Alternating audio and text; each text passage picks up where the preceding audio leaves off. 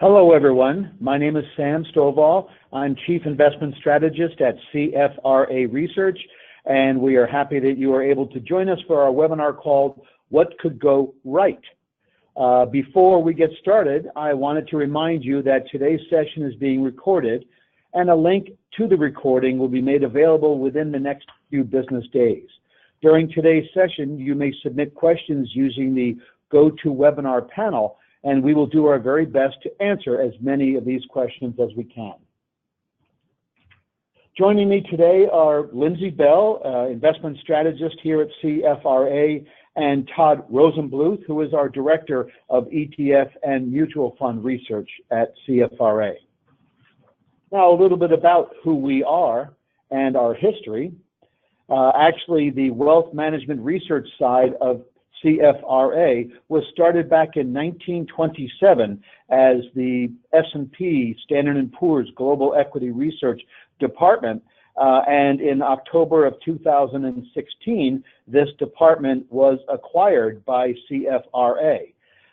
So our history extends back to 1927 on a dotted line basis and back to 1994 on a continuous CFRA basis. Our clients, CFRA is trusted by the most sophisticated of global firms, ranging from asset managers to pension funds, banks, and online brokers, and our services are used to support multiple investment strategies. One of the things we like to pride ourselves on is our independence. Research is all we do. CFRA does not manage money or make trades, and many independent investment research providers claim to be free of conflicts, but are not.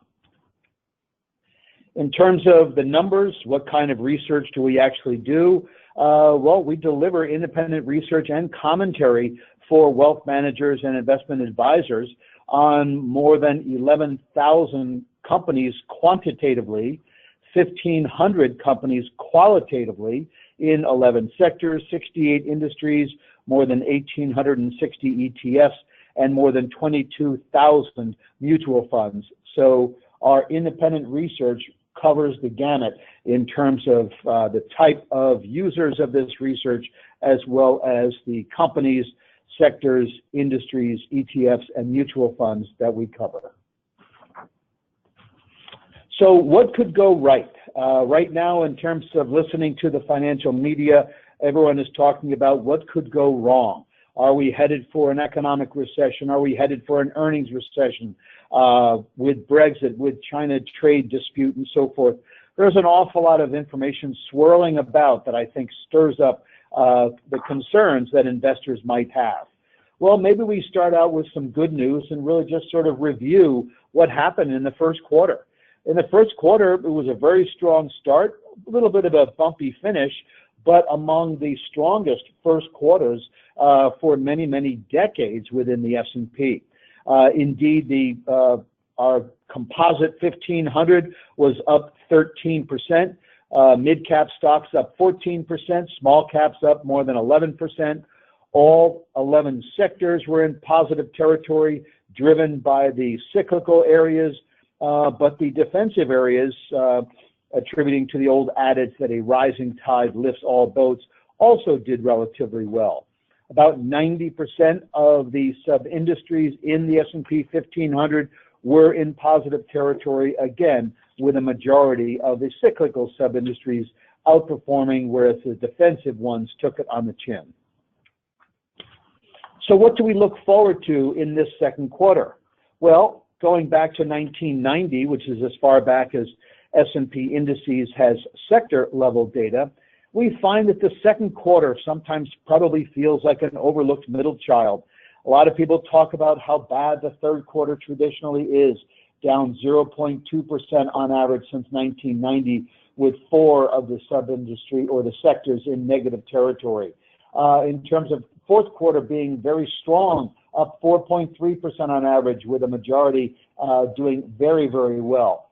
But close behind, the second quarter has shown all 11 sectors in the 500 in positive territory. The market itself up on average 2.2%.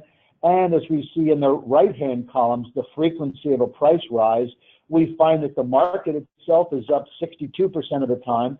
And on a sector basis, the weakest performances saw positive advances, 55% for industrials and for consumer staples and communication services, yet 72% for healthcare.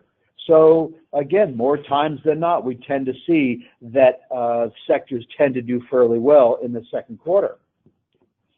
What could go right from an economic perspective? People are talking about a recession, yet we need 2 successive quarters of GDP declines in order to see a recession.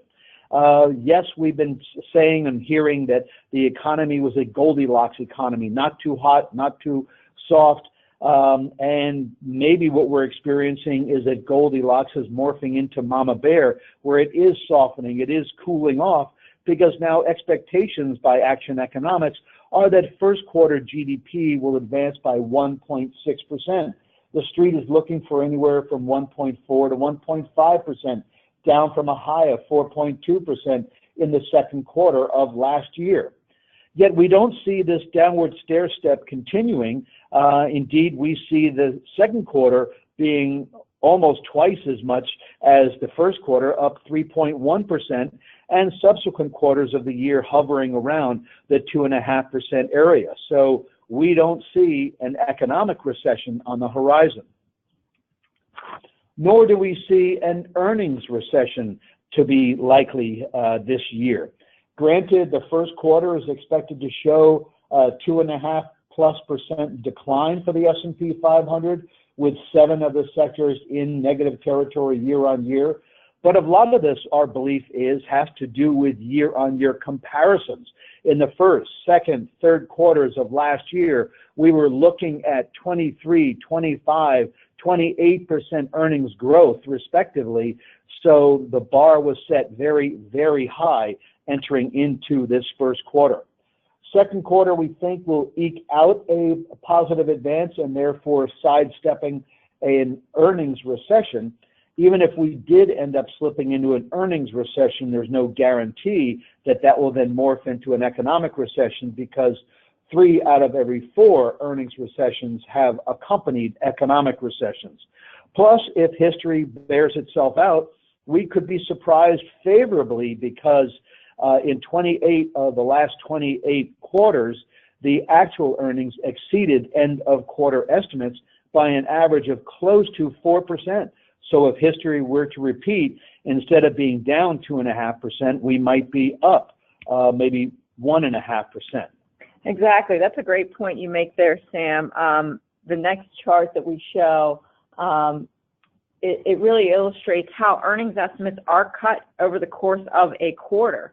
But this quarter in Q1 2019, estimates have been cut from 5 percentage points expectations on the upside on January 1st to that negative 2.5% that Sam just showed you on his slide. That's a 750 basis point cut over the course of the quarter. But this chart here shows you that what we usually see in the first quarter is a cut of 278 basis points. The first quarter, you usually see the sharpest cut in earnings estimates because it is the start of the year. Analysts usually are a little too overly optimistic coming into the quarter, and then historically over the last 30 years, the first quarter has been the weakest from a GDP growth perspective. So numbers usually have to come down, but 278 basis points is about a third of the move that we've seen for the first quarter of 2019. And as Sam showed you the numbers for GDP, we don't think that we're going to have a decline in GDP in the first quarter. That 750 basis point decline is pretty close to what we saw in the first quarter of 2015 and the first quarter of 2016. Numbers were cut very sharply, about 800 basis points, and that was due to a slowdown in the economic environment, recession fears, just slowdown in global economic growth too. Those types of fears had all surfaced as the weather was pretty unseasonable, pretty cold in the first quarter. You had West Coast port closures, China stock market crashes, things like that that really impacted the psyche of the market. But what also happened in the first quarter of 2015 and 2016 is you saw a better than average beat rate. Sam mentioned usually you see earnings estimates come in about 400 basis points better on average than the initial estimate at the start of the earnings season. If we were to get that this quarter, that negative 2.5% will turn into a positive 1.5% growth.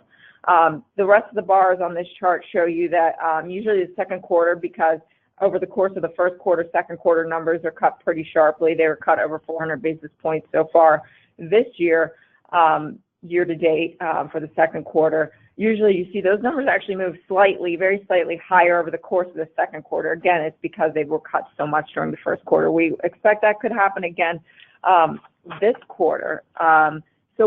Taking a closer look of the underlying sectors within the first quarter earnings estimates, Sam gave you the actual EPS growth or decline numbers on the chart ahead. But this chart, I just wanted to point out how sharply some of the sectors' earnings expectations have been cut. You see on the left-hand side of this bar chart, energy, materials, tech, consumer discretionary, industrials, all earnings estimates have been cut by over 500 basis points from the start of the year until now. Energy cut by 3,811 basis points. You're looking for a decline of 18% growth in energy. What's also notable, I think, about this, when you look at the left-hand side of this chart, the four of the top performing groups, sectors within the S&P 500 are on this end of the chart. So technology is the number one stock performing sector in the S&P 500 year to date. Then you have consumer discretionary, industrials, and energy. So the bar has been lowered very substantially for these sectors that we have seen significant upside in their stocks. So these will be ones to watch. Energy and materials specifically have been impacted by oil prices, which are down 12.5% year over year in the first quarter, but they're up sharply from where they bottom on December 24th. And I think with oil prices above $60 a barrel and energy earnings highly correlated to that, I think you can see a better than expected earnings season from the energy sector. The energy sector in general is expected to see negative growth rates throughout 2019, and we believe that may be overdone. Technology, another one I'll just point out, down 874 basis points. Growth has been cut by that much for the first quarter expectations. This is a sector that usually comes in significantly better than expectations. I told you the S&P 500 earnings growth comes in about 400 basis points better than expected when the earnings season start. Well, these guys, the tech sector, usually see growth about 750 basis points better than expected. So that just goes to show you how overdone we think that some of these cuts may have been. Well, Lindsay, good point. And maybe the question is, well, why was that the case? And I think it's because people are worried about what the yield curve is telling us. Are we headed for an economic recession? I learned a long time ago that before you do anything, you plot the data. And so showing on this slide is a rolling monthly yield curve. The green line is the 10-year yield minus the 3-month Treasury yield. The black line is the 10-year yield minus the 2-year yield. I think based on how much below the parity level at 0% we see, that the 10-year yield is a better indicator of recessions and rate cut cycles than the 10-year to 3-month curve, both of which right now are in positive territory, meaning that the yield curve is positively sloped just marginally. But what's interesting is that if we remember back to our college logic course, all trout are fish, but not all fish are trout. Yes, every recession was preceded by an inverted yield curve, but not every flat to inverted yield curve led to a recession. So this chart goes back over 40 years, and what we see with the blue shading is the periods in which the Fed initiated a new rate cut cycle, and the orange shading when we had recessions. So with these 7 flat to inverted yield curve scenarios over the last 40 years, what we find is that the Fed cut rates 7 of 7 times, whereas the recession occurred 4 of 7 times. So I think maybe what we find is that the investors are a little bit worried based on the yield curve, but really maybe they shouldn't be, because 4 out of 7 times things end up being good because the Fed tends to cut rates. That's right, Sam. And the yield curve, if we turn to the next slide, the yield curve really has the flattening of the yield curve, inverting of the yield curve, depending which one you're looking at, has impacted the financial stocks. The sector overall is up 11.7% year to date, which sounds pretty great, but it has underperformed the market. The market's up 15.5%, and some of the banks have suffered a little bit more. We are underweight the financial sector going into the first quarter earnings period. You do see that the orange bar on this chart shows that the expectations for Q1 EPS growth is at 0.9%. So it is one of the 4 sectors expected to post positive earnings growth. And, a lot of negativity has been built into these, not only these estimates, but also into the stock prices. I don't think anyone's really expecting a blockbuster quarter from the financials, especially because this is a sector that is primarily driven by the banks. They represent 40% of the market cap for the financial sector, so that's one that we really keep a focus on. At the end of this week, you're going to get some of the regional banks like First Republic and PNC, but also Wells Fargo and JP Morgan, which will be very, very close eye will be kept on those earnings results to come out on Friday.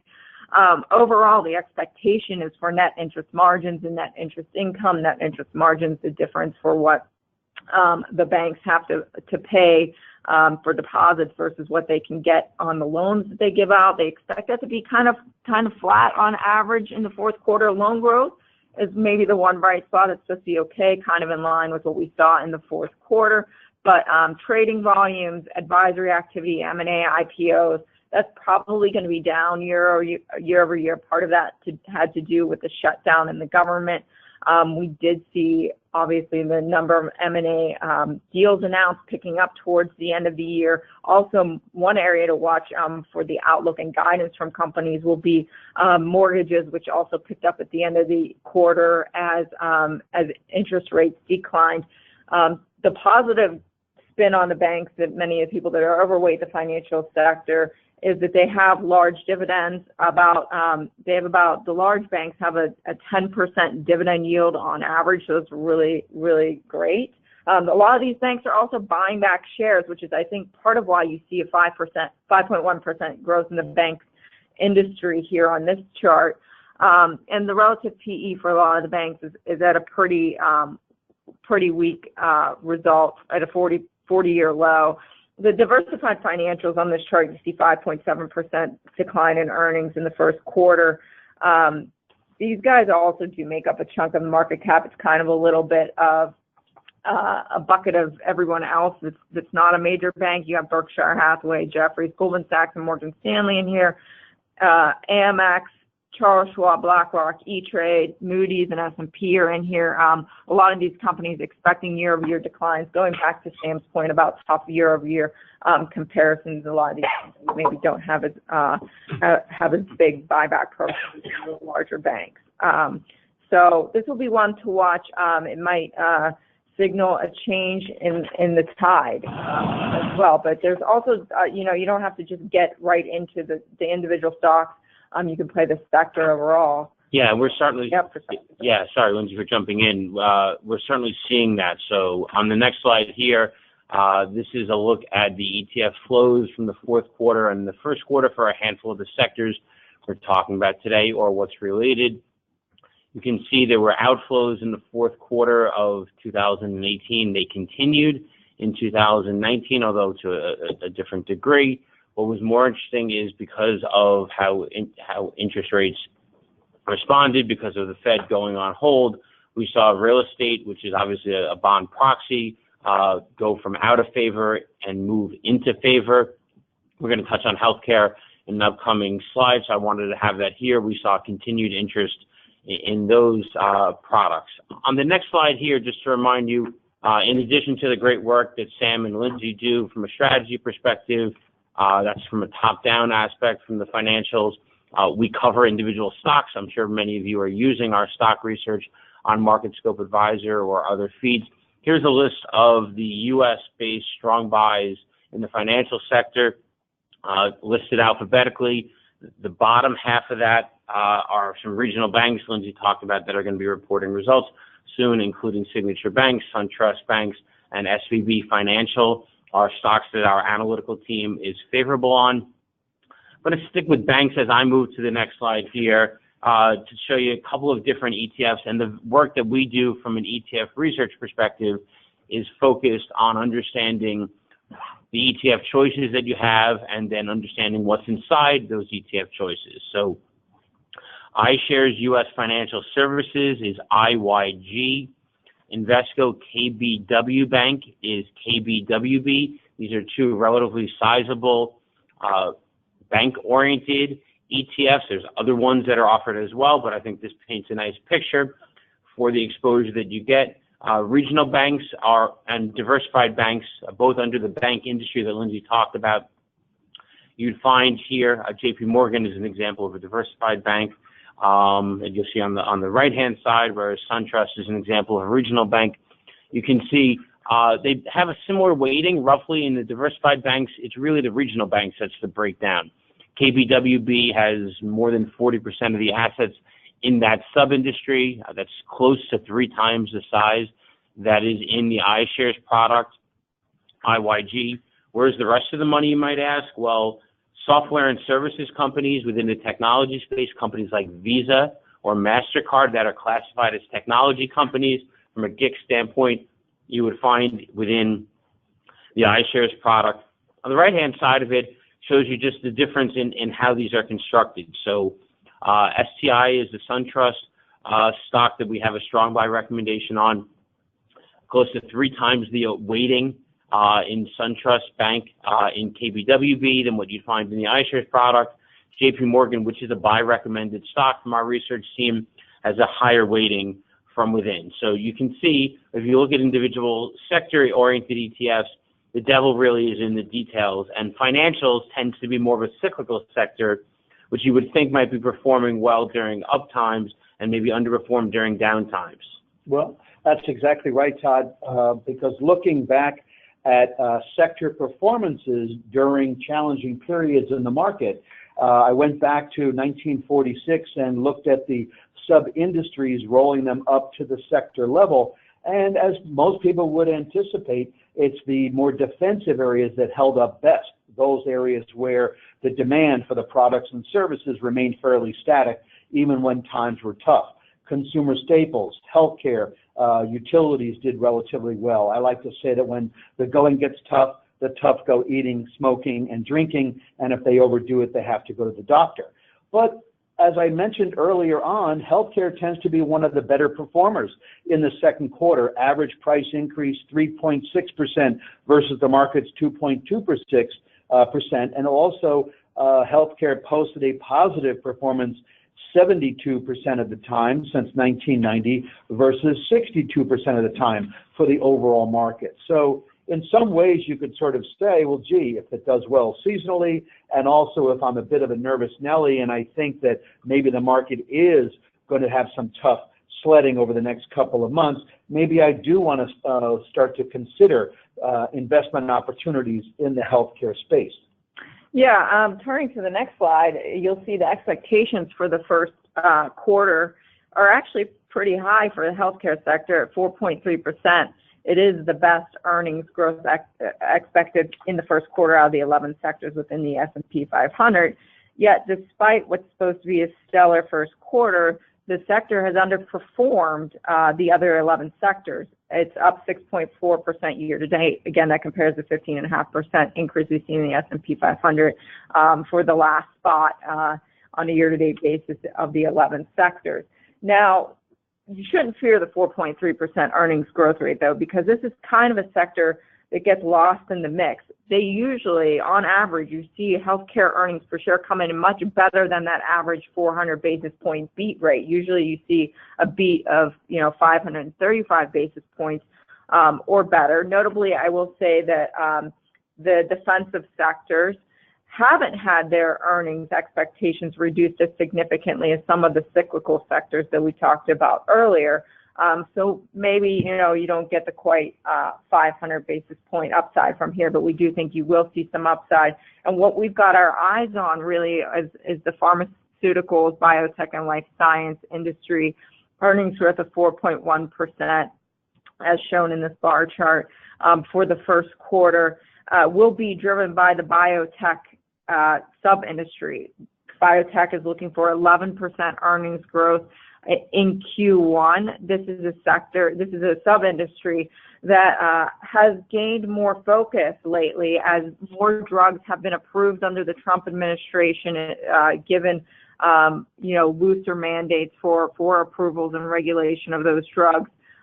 There's more M&A dollars flowing into this industry, and more R&D dollars are being spent just as these companies become cash flow positive and become more financially stable. So that's one sub-industry we're going to look at throughout the course of the earnings season. Pharmaceuticals are supposed to have flat earnings growth to slightly down. The two of these together make up 48% of the market cap of the healthcare industry. Life sciences, which is the third sub-industry within that bar, is expected to see earnings growth of 8.4% in the first quarter. The healthcare equipment and services industry is driven by the healthcare providers, healthcare technology companies, and healthcare equipment companies. The providers, the hospitals are really supposed to drive growth there, up 9.7%. If we turn to the next slide, we take a look at the performance and the valuation of the healthcare sector. Overall, trading at 16 times as of April 2nd. It's trading at a discount to the S&P 500. Usually, this is a sector that you usually see on a relative basis trade at a slight premium. So the discount is pretty decent now, to 7.5% discount to the overall market. Also, if you look 3 columns in, the third numbered column in, it's trading at a 2.5% discount to its 5-year average of 16.4 times. There's not many sectors out there right now, as multiples have expanded throughout the course of the year, that are trading at a discount to their historical average. So in addition to its defensive nature, we found the valuation compelling here. And then digging into the industries and sub-industries, really what stood out to us was this biotechnology discount, 21.4%. It's currently trading at 11.5 times on a PE basis, a 21% discount to that 14.7 times historical average. Yet the sector has only advanced 2.3% year to date through April 2nd. It's among the worst within the healthcare sector and, of course, the overall market. Given all the drivers of the fundamentals and the background that I mentioned on the prior slide, we think that this could be an area of opportunity, especially if you want to diversify your portfolio to have a little more of a defensive tilt. Again, more drugs being approved.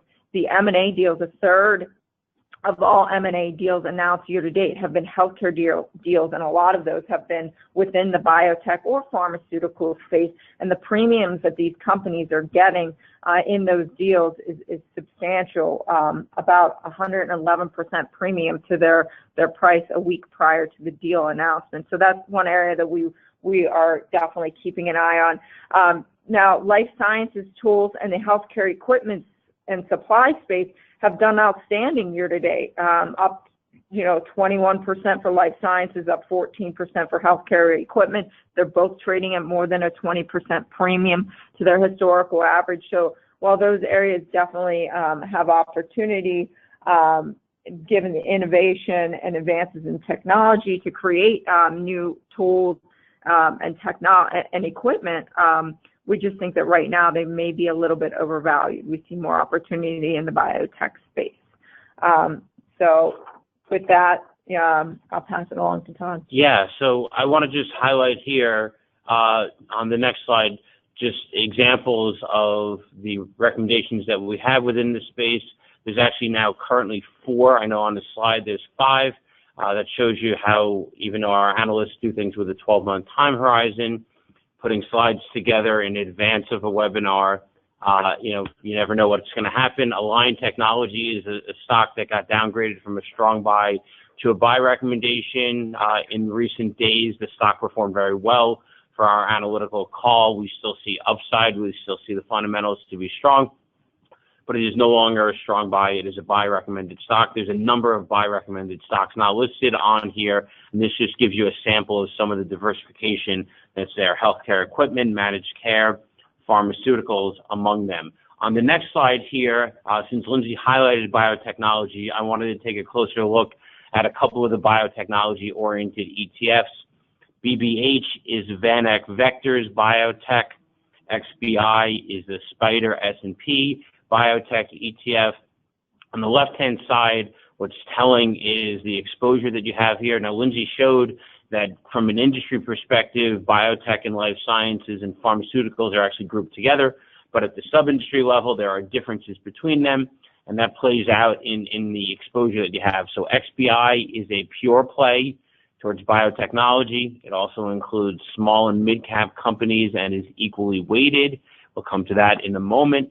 Whereas BBH has mostly biotechnology stocks, but close to a fifth of the portfolio are in companies that are life sciences companies. So it comes down to, do you want more of a large cap bias to it, which BBH would offer, and a more concentrated portfolio of certain stocks, and we happen to like a lot of the stocks that are in BBH, or a more stock specifically diversified, but also have some small and mid cap exposure. The right-hand side of this drills that home. So Regeneron Pharmaceuticals is REGN. It's a 6% weighting within BBH. Its weighting within XBI that's equally weighted is around 1.5% on here. Most of the stocks inside are around 1.5% of XBI. You'll see IONS, which is Ionis Pharmaceutical. It's a roughly $12 billion market cap company. We at CFRA do know how to have a qualitative stars opinion on it, but it's one of the larger holdings from within, larger on a relative basis, so it's 2% of the portfolio versus 1.5% for some other stocks, but you wouldn't find this stock within BBH. Doesn't mean BBH is inappropriate, it just means it's different. Now on the next slide here, I want to take the healthcare conversation. Lindsay talked about it from some of the growth opportunities with biotech. Sam previously talked about healthcare as a defensive sector, so I wanted to take a closer look at how you'd find healthcare within some of the more defensive or lower volatility ETFs. And I recently wrote an article on this, a thematic research piece that you can find on Market Scope Advisor, taking a closer look at what's inside these lower volatility ETFs and the recent demand. Interestingly to me, the demand in the first quarter for these funds, collectively lower volatility funds, was identical to the demand in the fourth quarter. Sam noted that the fourth quarter was a challenging, more choppier time period. The first quarter of 2019, not so much.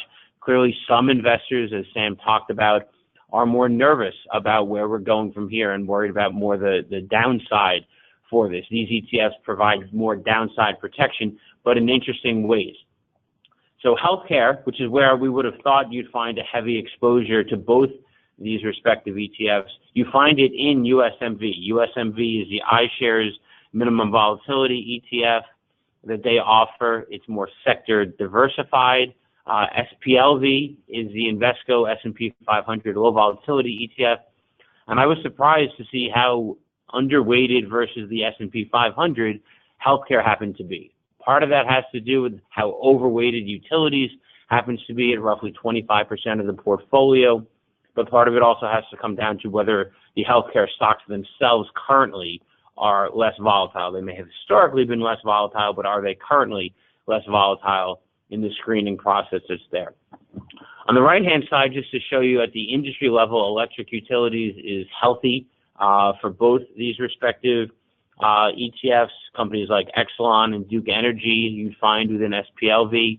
We talked about financials earlier and banks in particular, but I was intrigued to see how the reasonable exposure you get to the insurance space within the financial sector. Insurance tends to be a more defensive way of getting the financial services exposure, and is certainly something to be mindful of. Now, even though the market, even though investor pessimism seems to be pretty high.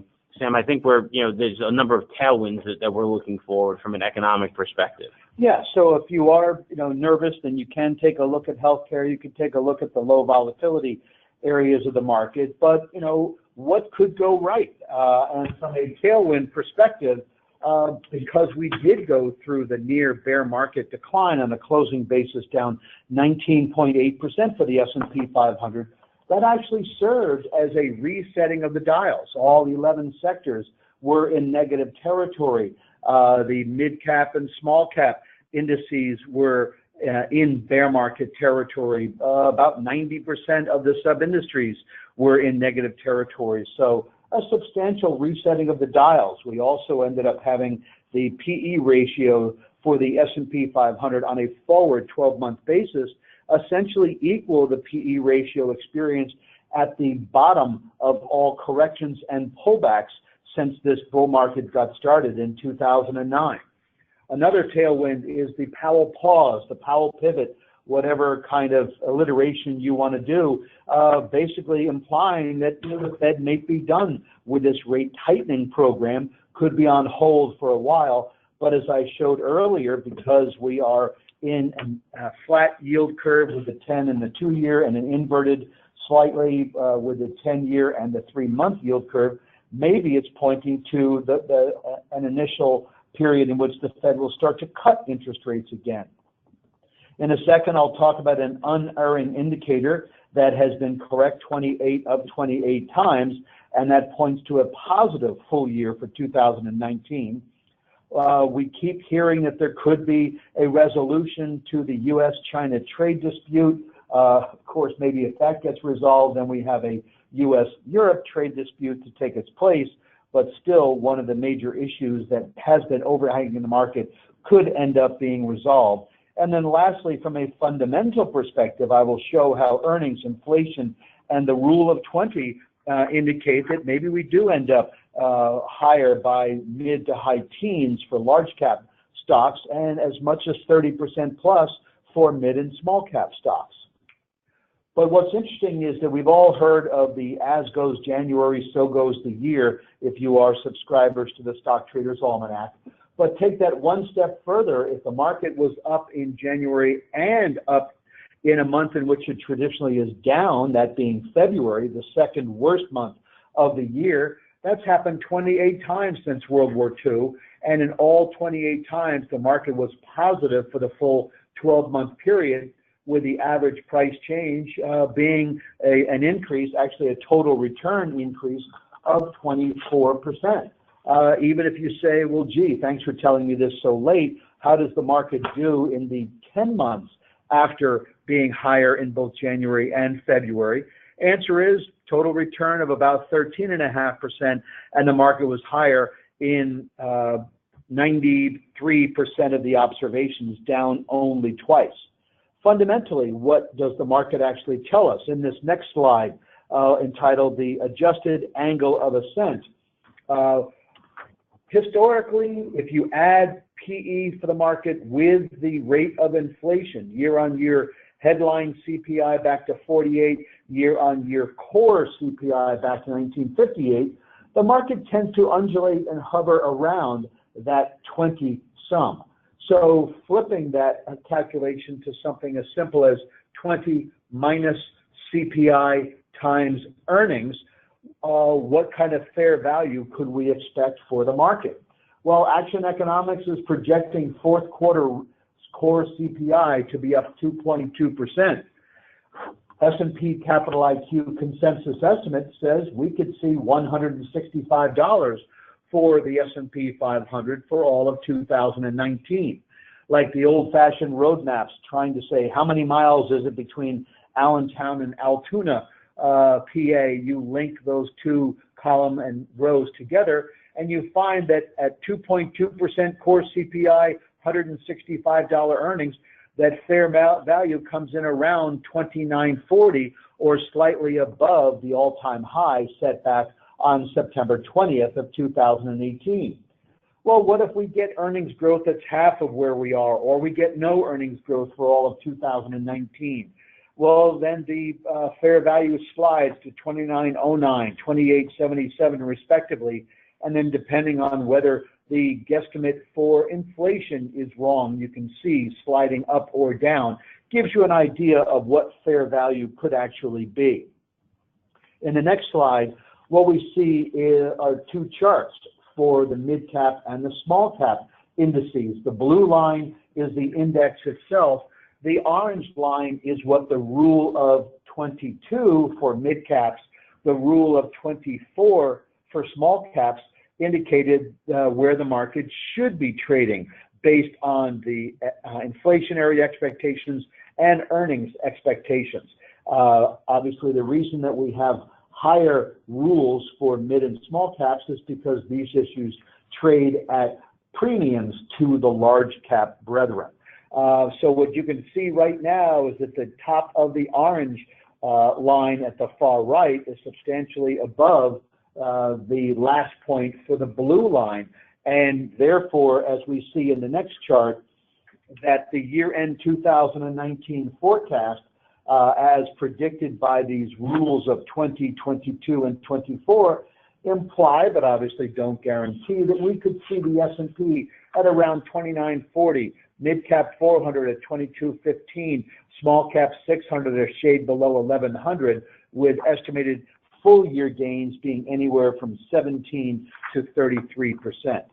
So that pretty much sums up what our feelings are in terms of what could go right, where we sidestep an economic recession, we don't slip into an earnings recession, that we find that the yield curve actually might be pointing to a Fed that's on hold or maybe even begins to cut interest rates. And tailwinds actually help push the S&P indices higher, even between now and the end of the year, but certainly for all of 2019. So with that, what I will do is start off by asking some questions that already have come in, and then we can look for some other questions that may have come in along the way. So Lindsay, let me start with you on valuations. Is the market overly optimistic about trade given the downward trajectory of earnings versus 2018? Well, right now the market's trading at about 17.5 times 2019 earnings. So that's a premium to the 16.4% historical average. But I think your slide on page 28 made a solid point. If you looked at it, you said 17.3 times would be the PE at the end of 2019 if we kept inflation subdued at 2.2%, and we saw the 2.2% earnings growth that is actually expected by the consensus currently. If we get a trade deal, I think that you'll see earnings growth better than that 2.2%. It could be 2 to 3 percentage points better. The sooner, obviously, the better we get a deal. If you get 2 to 3 percentage points, you'll see earnings closer to $170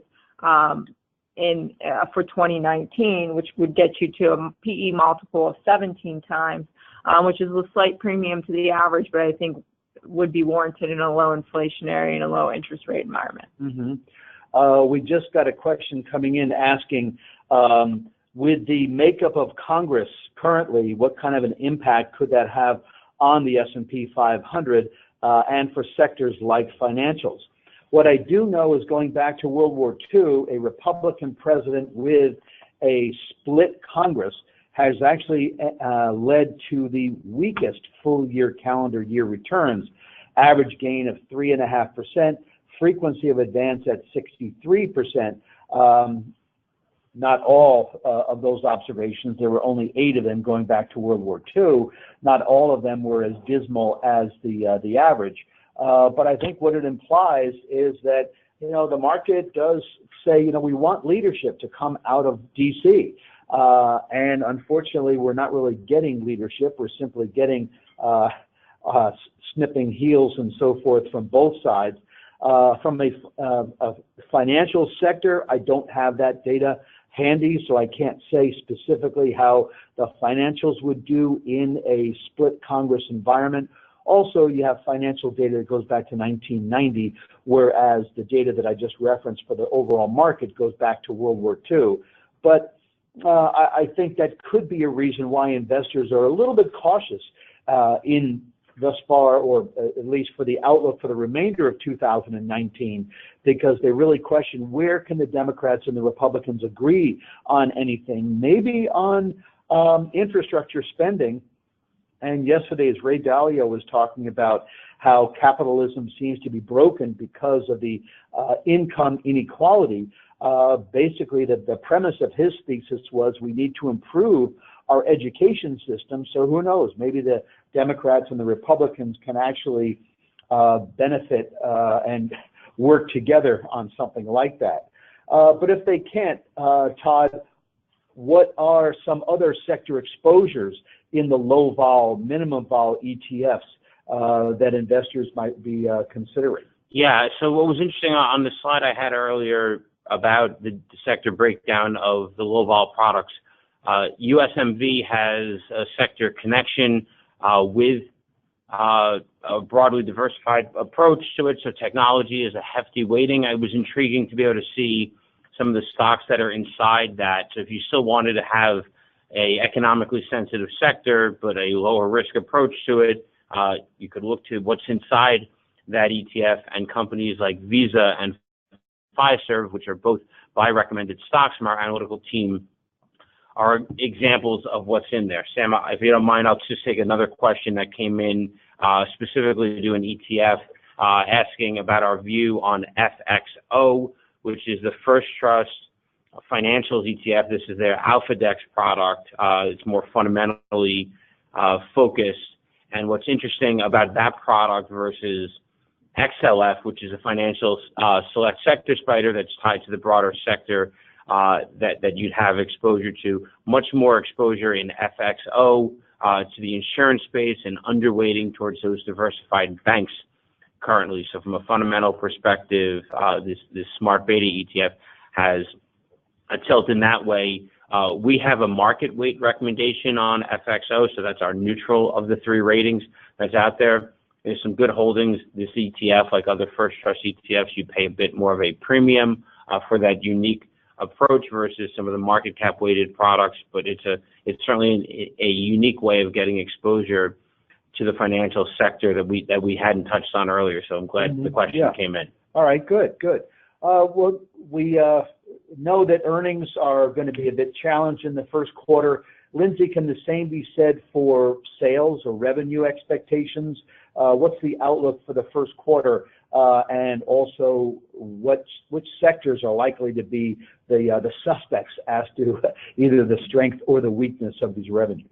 Yeah, sales growth is actually held up pretty well over the course of the quarter. We're looking for 5.3% sales growth in the first quarter and 5.4% sales growth for 2019. The 5.3% in the first quarter is a slight decline from the 5.7% sales growth we saw in the fourth quarter, and a bigger decline from the average, 9% growth in sales that we saw in Q1 through Q3 of 2018, but still pretty good from a historical perspective. If we just look at the first quarter, you've got healthcare, which is expected to lead top line growth with 23% sales growth, consumer discretionary up 10%, and technology up 8%. There's only 4 sectors that are expected to show a decline in top line growth in the first quarter. Okay, well, taking that one step further then, what are the overweight and underweight recommendations that you've got right now? So right now we're cyclically overweighted. Communication services, technology, and energy are overweight. Again, like I said, some of the expectations for these sectors have come down substantially going into the Q1 reporting period, so we expect there should be hopefully some upside still left in those sectors. As far as underweights go, we're underweight, like I mentioned before, the financials sector as well as utilities. So we had a question that came in that I'll try to address as best I can. related to biotechnology, and Lindsay, you can certainly add to this from an earnings perspective. But the question that came in was asking about XBI has done considerably better this year. It's up about 30% versus some of the other more market cap weighted biotechnology ETFs. Where do we see the upside? So I would say, first off, part of what drove XBI was that M&A activity that Lindsay was talking about. It holds some more small and mid-cap companies that have been acquired, and obviously if you have that in the portfolio and the stock goes up, that's a driver of it. We have buy recommendations on, and I'm just doing a handful of them. Allergen is a buy recommended stock. Regeneron, I touched on earlier, is a buy recommended stock. Alexion Pharmaceuticals is another buy recommended stock. Lindsay, I don't know if there's anything you want to add about, from an earnings perspective, about biotech. Yeah, I mean, biotech, just like I said earlier, is expected to have some of the better earnings growth in the first quarter, as well as 2019. We're looking for 14.5% earnings growth, which compares to 11% for healthcare overall and 2% for the market. So there's definitely that's one of the brighter spots within the index, I think, and especially within healthcare. And like I said, that we foresee potential upside. Some of the estimates for the second and third quarter for biotech are seemingly pretty low.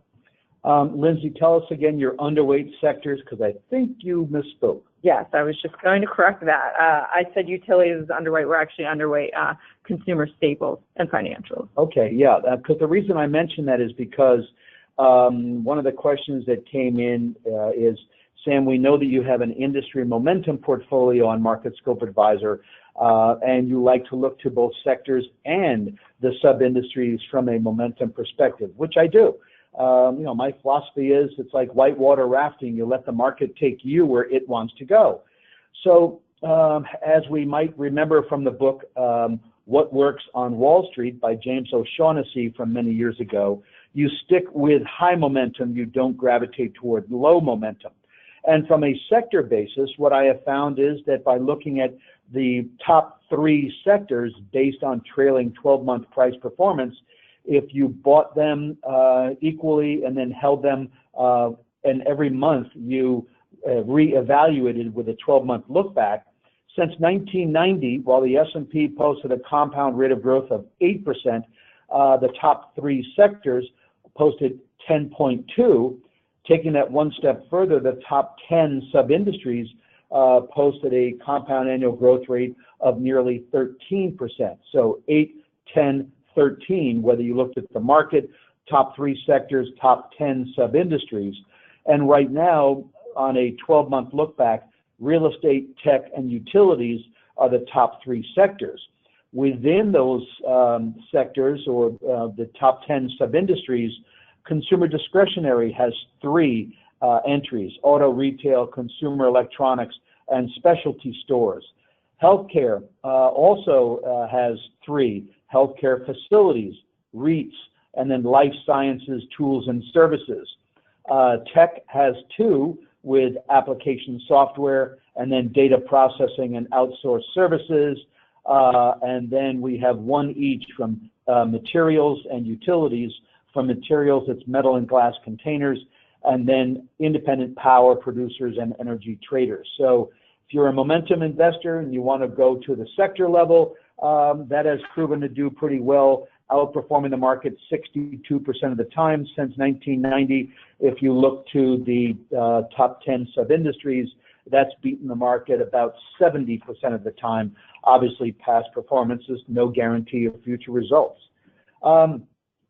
Todd, for those who would prefer to be on the merry-go-round rather than the roller coaster, are there any good dividend funds that also have a defensive slant? So there's a handful of them. I'm just going to offer one off the top of my head. VYM is Vanguard's high dividend yield ETF. It has diversification across various sectors, utilities, healthcare, technology staples, companies like Procter & Gamble, Johnson & Johnson. You might be interested as to what kind of technology stock would qualify for within. On there, Cisco is an example of one of those holdings from within. So VYM is a way of doing that. You can also just screen on MarketScope Advisor for dividend-oriented ETFs and find a number of strong choices available for you. Yeah. A question that I'm frequently asked is, does this period remind me of any other period?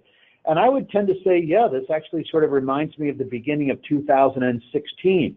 The S&P went through a correction of about 14+% that ended in early February of 2016 with oil prices dropping below $30 a barrel and us being in a 4-quarter earnings recession.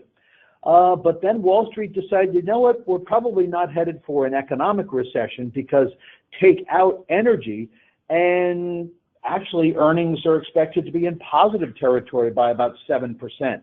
So I guess I was wondering, gee, you take out the natural resources, meaning energy, you take out materials. Both of them are expected to show first quarter declines of 21%. And I think we're right back to where we were in the first quarter of 2016, where the market itself on a year-over-year basis would still be up from an earnings perspective. It's just these two natural resource areas that are dragging down the entire index. And then as we head into the remainder of 2019, again, we're lifting ourselves up by not having exposure to those two sectors. And also in the fourth quarter, it seems as if it's a back-end loaded year where earnings are expected to be up 8.6% in the fourth quarter as compared with just hovering negative and slightly positive for the earlier part of the year. Yeah, and then maybe this could be the last question that we do, but first of all, I'll thank the person for the compliment that came in about us writing about SPDR portfolio emerging markets ETF, SPEM, and then complimenting us on how it performed. So thank you for that, and just ask our overall view on emerging market equities, and maybe Lindsay will add into this in a moment. We are positive on the emerging Asian space. There's a number of countries that we like that we think are positioned well. We get good diversification with SPEM, similar in construct to IEMG and VWO, some different country exposure, but similar broadly diversified exposure. We think emerging markets have performed relatively well this year because of the risk-on appetite investors have and because of the way the Fed has been positioned.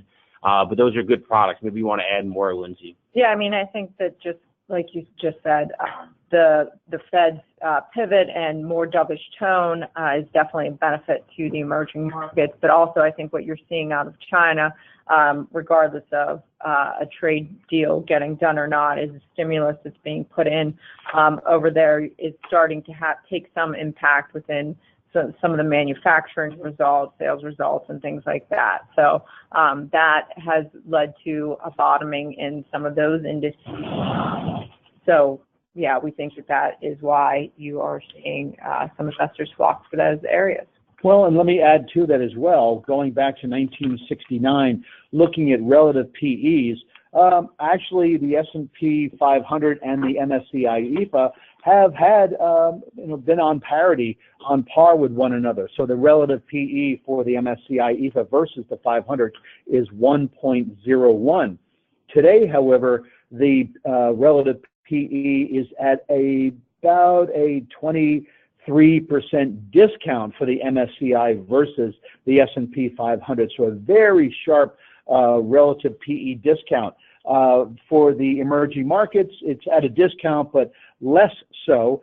From a trailing 5-year relative strength price performance basis, the MSCI EAFE is trading 1 standard deviation below its mean going back to 1969. So if you have exposure to international stocks in general, the developed markets or even the emerging markets, now is probably not the time to be bailing out and giving up on those. And depending on your risk-taking abilities, you might want to learn how to do some screening on those ETFs where CFRA has an overweight recommendation and possibly start nibbling at some of these international opportunities.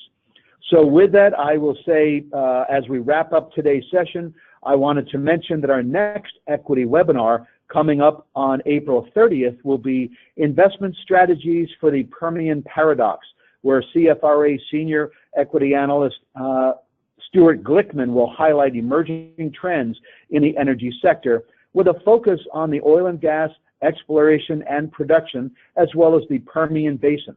Joining Stuart will be Beth Piscora, CFRA's VP of Editorial, who will show you how to use our industry surveys to quickly identify and process the key industry metrics that are presented. A link to register for both of these sessions will be sent to you this afternoon, along with a replay of today's session. So on behalf of the team at CFRA, Lindsay Bell, Todd Rosenbluth, myself, as well as Blythe Mueller for advancing all of the slides. Thank you, Blythe. We would like to thank you for joining us today. Should you have any questions, please don't hesitate to contact us at cservices@cfraresearch.com. That's cservices@cfraresearch.com. Thank you.